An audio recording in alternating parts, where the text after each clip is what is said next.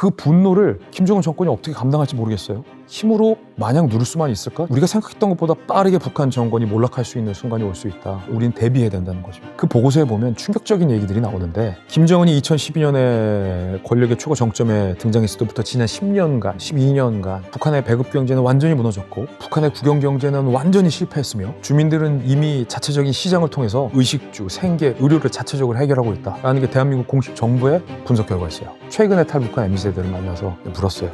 정말 평양에 있을 때 한국 드라마나 K-팝을 많이 보고 들었나요? 근데 그 친구가 한 말이, 김주애도 들을걸요? 김주애가 K-팝을 듣는 걸 아버지인 김정은 말릴 수 없다는 거예요.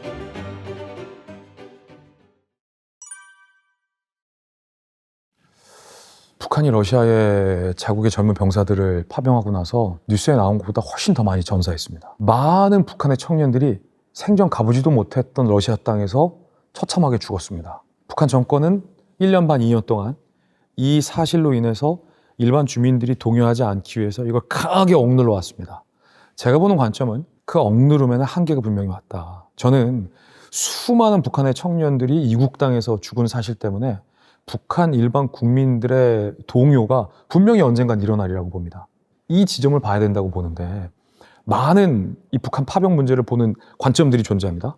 러시아의 김정은이 자국의 병사들의 죽음의 대가로 얼마나 많은 외화를 벌어들이는지라는 관점도 있고, 그 이면에 러시아와 북한이 얼마나 많은 군사 기술과 군사 교류를 서로 주고받았는지, 그리고 러시아와 북한의 밀착 관계가 한반도에 어떤 영향을 미치는지에 대한 거시적인 관점도 있습니다. 그런데 제가 주목하는 이 세 번째 관점은 우리 아들, 딸들이에요. 북한 주민 입장에서 보면 북한 주민의 생태 같은 아들들이, 나의 오빠가, 나의 아들이, 누군가의 남편이, 누군가의 연인이 북한 정권에 의해서 원치도 않는 러시아 땅에 가서 러시아 전쟁에 끌려가는지도 모르게 수천 명이 죽었어요. 여기에서 비롯되는 민심의 이반과 김정은 정권에 대한 분노, 그 분노에 대한 후과를 김정은 정권이 반드시 치를 순간이 오게 돼 있다라는 지점은 저는 북한 내부를 관찰하고 분석하는 데 있어서 매우 중요한 기준이 될 수 있다고 생각합니다. 얼마나 죽었냐면 국정원이 국회에 보고한 바로는 전사자 600명을 포함해서 사상자가 한 4,700명 정도다라고 보고했는데, 이건 굉장히 적게 보수적으로 잡은 수치입니다. 2026년 2월 기준으로 전사자가 2,000명이 넘게 발생했다는 추산도 있습니다. 제가 비공개로 우크라이나 정보당국을 통해, 우리 정보당국을 통해 듣는 숫자는 전사자 수가 이거보다 훨씬 더 많아요. 생각을 해보면 북한은 드론에 대한 경험도 없고 첨단 전쟁에 대한 지식도 없이 재래식 전투훈련만 받다가 러시아 땅에 끌려갔습니다. 러시아가 굉장히 잔인합니다. 북한군 병사를 전쟁에 활용하는 방식을 보면 어떻게 북한군 병사를 활용했는지 아십니까? 러시아 자국 병사들이 우크라이나 땅을 침공하기에 앞서서 우크라이나의 이 드론 공격을 맞설 방패, 인간 방패로 최전선에 아무것도 모르는 북한군 병사들을 배치합니다. 돌격 앞으로. 우크라이나 정보당국이 공개했던 이 북한군 병사와의 전쟁 영상을 저는 엄청나게 많이 봤는데, 무수히 많은 북한군 병사들이 잔인하게 러시아 전장에서 쓰러졌습니다. 북한군 병사들의 시신을 밟고 러시아 병사들이 진격한 거예요. 굉장히 잔인한 현상입니다. 전쟁 자체가 잔인하다고 하지만 그래도 이렇게 잔인할 수 있을까 싶습니다. 이 영상을 보면서 더 잔인하다고 느끼는 이유에는 결국은 북한 주민들이 우리 동포이기 때문이죠. 대한민국 헌법상 북한 주민들은 우리 국민입니다. 광의의 해석에서 보면 우리 국민의 아들들이 저 러시아 땅에서 인생의 황금기를 펼쳐보지도 못한 채 정말 허망하게 죽는 거예요. 그런데 북한의 청년 한 명의 인생이 우리 대한민국 청년 한 명의 인생과 비교했을 때 가치가 떨어지나요? 그렇지 않죠. 모든 사람의 인생은 똑같죠. 다 가치 있는 거죠. 그런데 그렇게 몰가치하게 죽음으로 내모은 게 김정은 정권이면 그 엄마, 아빠, 부모, 형제, 자매, 연인, 배우자가 느낄 분노의 가치도 우리와 다르지 않을 거란 거죠. 다만 북한 정권이 그 분노를 강제로 억누르고 있을 뿐, 그 밑에 내재되어 있는 분노는 수천 명의 죽음 그 이상으로 엄청나게 폭발적일 것이다 라고 저는 실제로 보고 듣고 있습니다. 이 분노가 폭발되는 지점, 그 지점에 김정은 정권이 어떻게 대처하느냐가 저는 김정은 정권의 생존에 엄청나게 큰 위기로 조만간 작동될 거라고 보고 있습니다. 자, 그럼 지금 파병 이후 한 2년 정도 김정은 정권은 어떤 행동들을 취해왔는지도 우리가 냉정하게 분석을 해야죠. 김정은 정권은 철저하게 이중 전략을 취해옵니다. 일반 주민들에게는 파병과 죽음 사실을 속이면서 전사자들을 영웅화시킵니다. 그래서 김정은이 북한 매체를 통해서 어떤 걸 했냐면 유족들을 김정은이 직접 초대해서 전사자들의 관을 북한의 국기, 인공기로 감싸고 김정은이 그 앞에서 흐느껴요. 그러면서 유가족들에게 최고의 최신식 집을 하사합니다. 그러면서 북한의 유공자 표창을 내리죠. 그리고 그들을 위해서 새별거리를 조성해서 대우하겠다라는 걸로 일반 주민들의 민심을 달래는 겁니다. 하지만 그 이면에 유가족들에게는 김정은 정권이 어떻게 했는 줄 아세요? 아들들의 파병 소식과 전사 소식과 죽음 소식을 함구하도록 일가족들을 평생 살았던 지역에서 뽑아내서 다른 지역으로 강제 배치시킵니다. 함구했을 땐 일가족이 몰살될 수 있다는 협박을 합니다. 그리고 실제 소리 소문 없이 사라진 파병자 가족들이 북한에서 엄청나게 많습니다. 북한 미디어에서 드러나는 전사자 가족은 아주 극히 일부에 불과합니다. 만약에 2,000명, 3,000명이 전사했다면 그 많은 가족들을 어떻게 김정은이 다 초대해서 연회를 베풀고 집을 제공할 수 있습니까? 불가능한 얘기예요. 조금만 생각해보면 유추가 가능한 얘기죠. 많은 전사자의 가족들은 어디에 살고 있는지도 모르게 북한이 정리해 나가고 있다는 겁니다. 그 분노를 김정은 정권이 어떻게 감당할지 모르겠어요. 과연 이 상실과 비극과 아픔을 힘으로 마냥 누를 수만 있을까? 저는 그렇지 않다고 봅니다. 자, 근데 여기서의 불안한 점은 있어요. 뭐냐면 북한 정권이 1990년대 중반에 고난의 행군으로 수많은 북한 주민들이 배고파서 죽음에 처하게 됩니다. 그때 국내의 불만이 김정일 정권이 통제할 수 없을 정도로 폭발 직전이었어요. 그때 김정일이 택했던 방식이 뭐냐면 내부의 불만을 외부로 돌리는 거였습니다. 국지적인 도발 방법을 선택했어요. 그 대상은 대한민국이었어요. 내부의 불만이 쌓이면 그걸 외부의 도발로 전환했던 그 방식을 김정은도 그대로 쓰지 않을까 하는 걱정인 거죠. 그럼 한반도는 굉장히 불안하게 되죠. 서해에서, 동해에서 혹은 휴전선 일대에서 국지적인 도발 가능성이 그 어느 때보다 높다는 게 사실 지금 북한 문제를 연구하는 대다수 학자들의 불안감입니다. 사람이 느끼는 가장 큰 아픔은 어떤 아픔일까요? 예를 들어서 내가 취업에 떨어졌을 때, 아니면 열심히 공부했는데 학점이 그만큼 안 나왔을 때, 아니면 사랑하는 연인과 헤어졌을 때, 아닙니다. 부모가 자식을 잃었을 때입니다.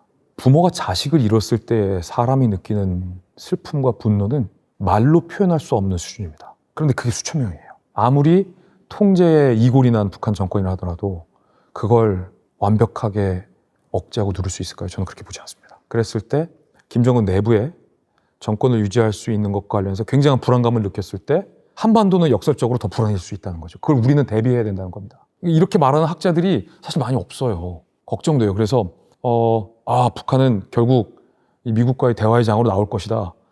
그래서 우리는 북한이 미국과의 대화의 장으로 나왔을 때 어떻게 한반도에 다시 남북 정상회담을 가져갈 수 있을 건지, 이걸 어떻게 평화의 에너지로 발현할 수 있을 건지를 우리가 준비해야 된다. 이런 담론들은 지금 굉장히 많은데 북한 내부에 쌓였던 이 분노가 폭발했을 때 김정은 정권이 정권을 유지하는 데 있어서 굉장히 불안함을 느꼈을 때 그걸 한반도의 어떤 국지적인 도발로 이어갔을 때 우리가 대비하고 있어야 되는데, 생각해보면 김정은 정권에 이어서 굉장히 한반도의 국지적인 도발은 굉장히 많았습니다. 서해에서의 서해교전도 많았고 연평도 천안함, 목함지뢰, 최근까지 굉장히 북한의 도발은 많았어요.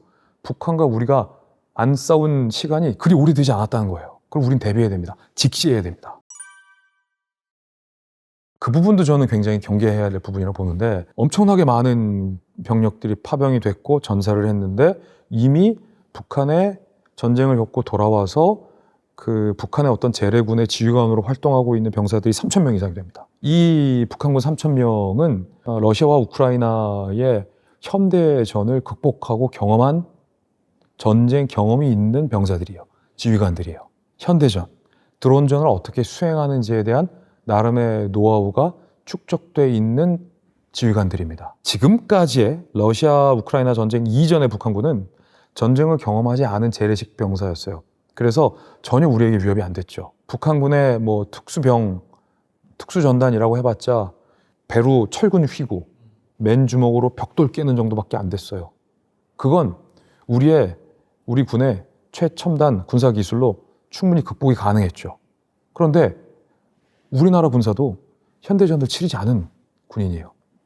근데 북한은 그 총알이 넘나드는 사선을 넘고 드론의 무차별적인 공격을 이기고 온 3,000명의 군사들이 지금 북한의 재래식 병사들을 지휘하고 있습니다. 북한군 전체의 현대화, 다만 이 무기의 현대화뿐만 아니라 전술과 전략에 있어서의 현대화가 저는 가장 두려운 지점입니다. 과연 우리 군은 고도화된 이 드론전을 충분히 경험하고 있는가?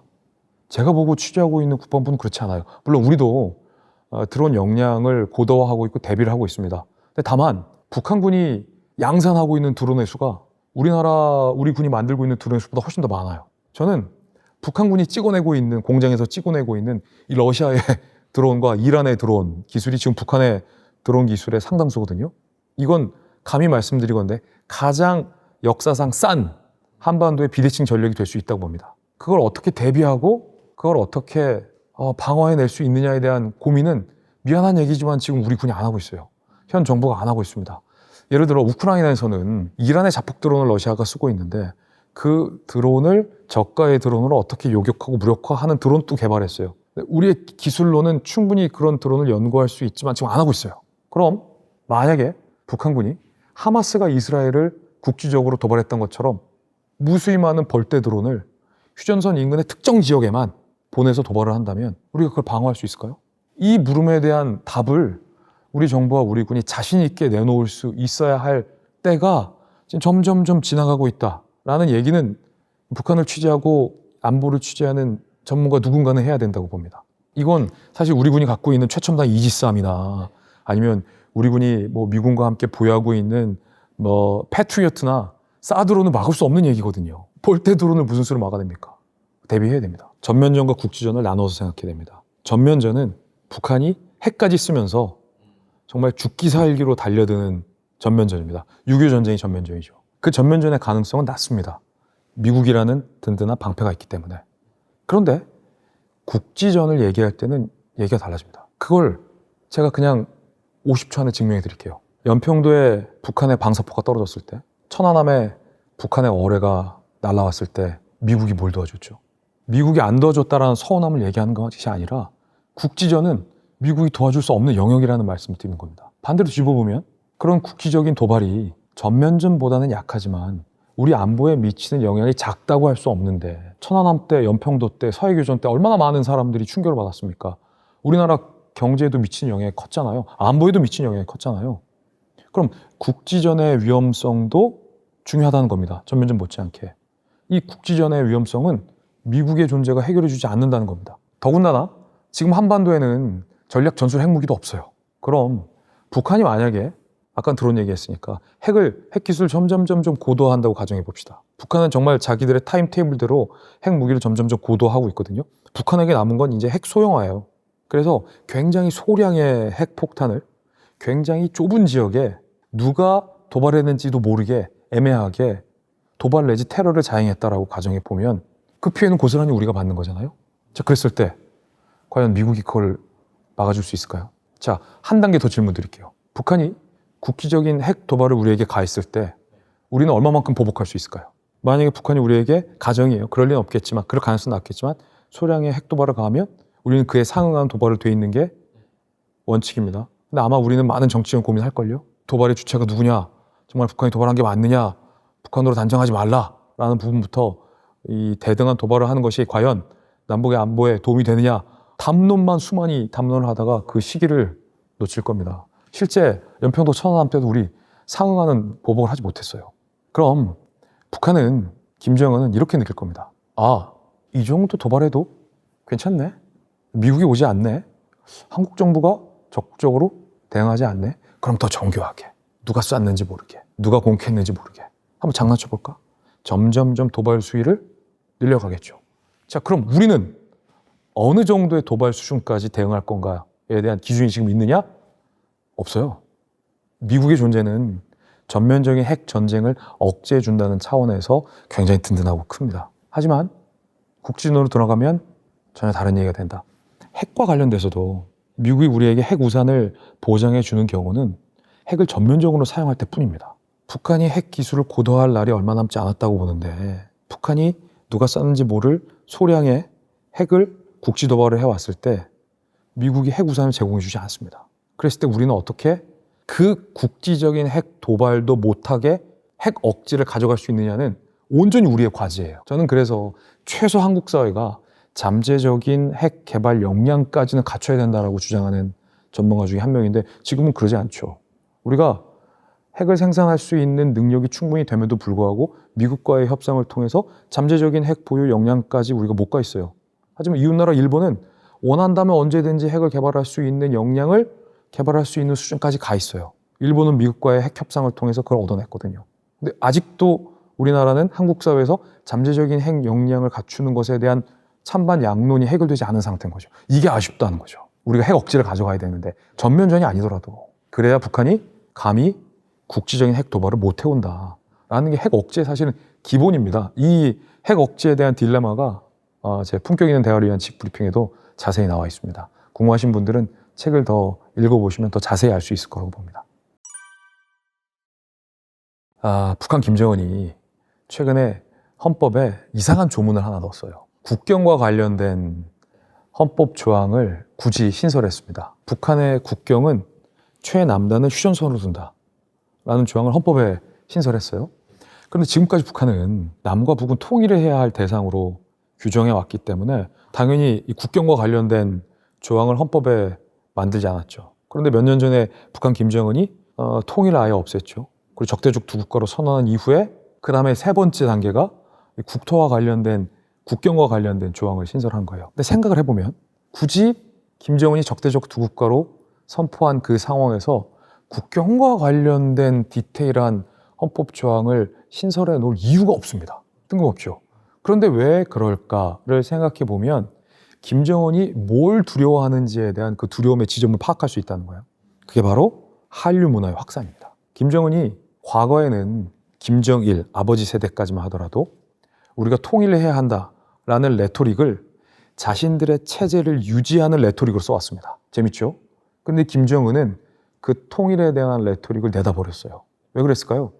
통일을 해야 한다라는 레토릭이 자신의 체제를 유지하는데 크게 위협이 된다라고 느꼈기 때문에 통일에 대한 레토릭을 갖다 버린 거예요. 지금까지 북한이 말도 안 되는 이 주민들을 억압하고 인권을 유린해 오면서도 자신들의 독재 체제를 유지할 수 있었던 데는 그래도 우리가 언젠가 통일을 해야 되니까 주민들이 못 살고 못 입고 힘든 건 참아주십시오 라는 레토릭으로 써왔던 거예요. 그런데 더 이상 우리가 통일을 해야 한다라는 북한 내에서의 담론이 김정은의 체제를 유지해 주는 게 아니라 이제는 흔들고 위협할 수 있다라고 김정은이 느끼기 때문에 그걸 갖다 버렸다는 겁니다. 이건 매우 흥미로운 관점인데 제가 주로 하는 얘기예요.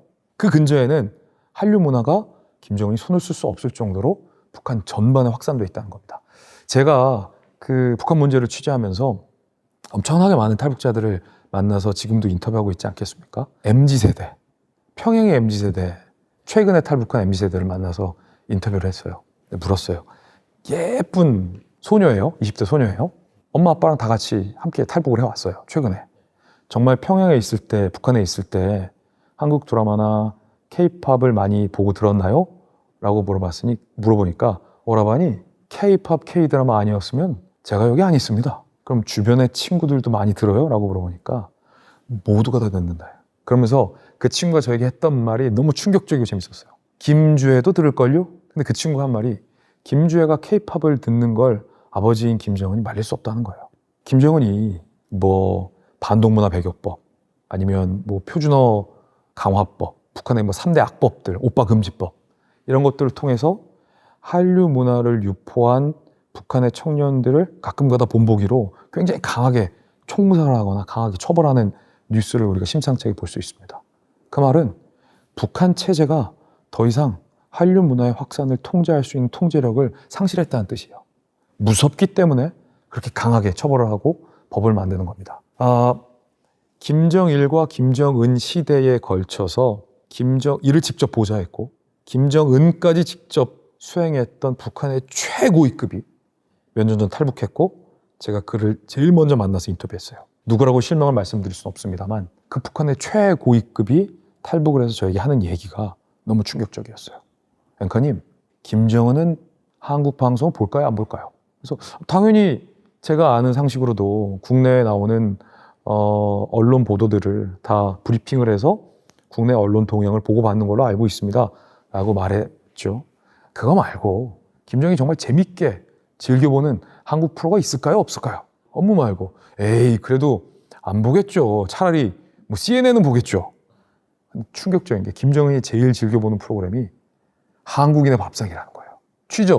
취향 저격일 수도 있는데 정말 재밌어서 본다는 거예요.